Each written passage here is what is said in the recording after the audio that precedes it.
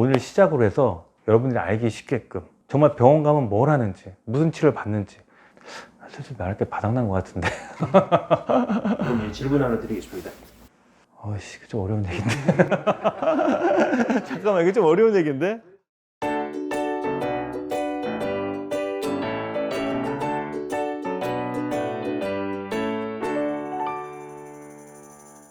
스타트 JRTV 김성겸입니다.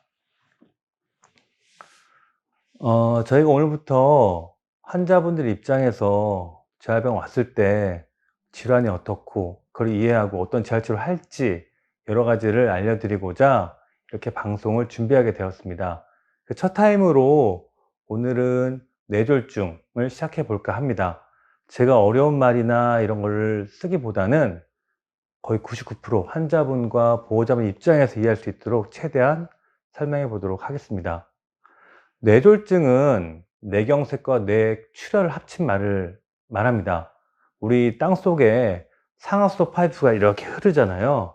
그러면 거기에 이제 물도 흐르고 여러 가지 이렇게 뭐 이렇게 지나갈 텐데 똑같이 우리 머릿속에도 그 뇌혈관이 흐르게 됩니다. 그러면은 우리 상하수도 파이프의 수압이 중요하듯이 혈압이 중요하고, 그럼 그 혈관이 오래 쓰다 보면은 막히기도 하고 또 일부 터지기도 하고 이런 일이 생깁니다. 그래서 혈관이 막히게 되면은 뇌경색, 만약 혈관이 터져가지고 문제가 생기면 그건 뇌출혈이라고 일컫습니다. 특히 요즘같이 겨울철이 가까우면서 날씨가 추워지고 그러다 보면은 뇌혈관이 수축하게 되고 그러면 혈압도 높아지고 그렇게 좁아지다 보니까 막히기도 하고 터지는 이러한 뇌졸중이 많이 발생하고 있습니다. 뇌졸중이 생기면 그럼 증상이 어떻게 되느냐 궁금하시겠죠? 이렇게 쉽게 말하면 뇌졸중은 어쨌든 혈관이 막히든 터지든 간에 거기에 관계된 모든 뇌세포는 죽게 됩니다. 현대의학으로는 아직 그 죽은 뇌세포를 살릴 수가 없습니다. 뭐 외국 어디서는 배아세포를 연구한다 뭘 한다 하면서 그걸 살리려고 노력은 하고 있지만 현재로서는 죽은 뇌세포를 살리는 것은 불가능한 일입니다. 그럼 뇌졸중이 생겼을 때 증상이 어떤지를 간단히 말씀드리면, 일부 뇌세포가 죽으면서 대부분은 반대쪽, 일부는 같은 쪽에 생기기도 하지만 반대쪽 팔다리 마비가 오고요. 마비는 여러분 생각하시는 것처럼 완전 마비 막 다 꽉 모든 힘이 0인 이런 상태가 아니고요. 정상보다 힘이 떨어지면 그걸 다 마비라고 표현합니다. 그래서 마비가 오거나 아니면 안면마비, 그 다음에 아니면 감각송실, 그 다음에 연하곤란. 왜냐하면 삼키는 것도 다 근육으로 이루어지는데 이쪽도 마비가 진행되면서 삼키는 쪽에 장애가 오기 시작합니다.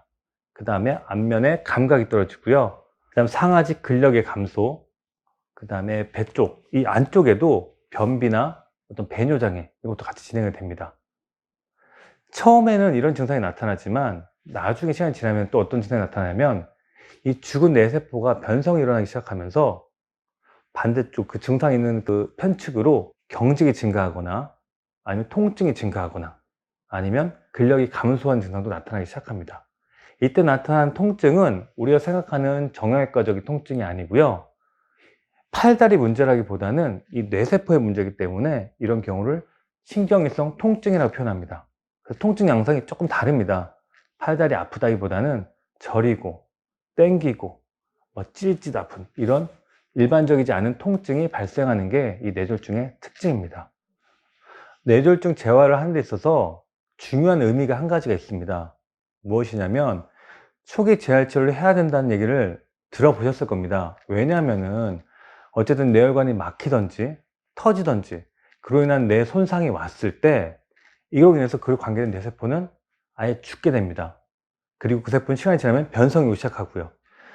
뇌세포가 죽게 되면은 초반에 재활치료를 열심히 해야 되는 이유 첫 번째가, 우리가 죽은 뇌세포로 인한 증상들이 나타나긴 하지만 반대로 초기에 우리 오감을 자극하고 팔다리를 움직이고 감각을 자극하다 보면 신경이 거꾸로 자극이 올라가면서 죽은 뇌세포 주위에 정상적인 뇌세포가 그 기능을 대신 이어받게 됩니다. 뭐 이거를 뭐 뇌 가소성이다 뭐다 이런 표현을 하지만 그런 말 다 떠나서 쉽게 말하면 내가 반응을 한다는 거죠. 그러면서 새로운 신경망들이 막 만들어지는 게 초반에 그 질환이 발병하고 6개월에서 1년까지는 그 반응이 활발하게 이루어집니다. 그래서 뇌졸중이 생기고 초반에 재활치료 열심히 해야 되는데 그 시기를 놓치는 경우, 초반은 쉽게 말하면 어떤 치료에 대한 어떤 뭐 효과도 좋고 약에 대한 효과도 좋고 해서 막 상승이 막 하는데 이게 늦어지게 되면은 떨어진 기능을 살리기 위해서 많은 노력을 해야 되기 때문에 초기 재활치료가 그래서 중요한 겁니다. 정상적인 사람은 시간이 지나면서 모든 기능이 떨어지게 됩니다. 뇌졸중이 오게 되면 기능이 뚝 떨어지는 중에서 발병되고 기능이 그 순간 더 뚝 떨어지는 이런 현상을 보입니다.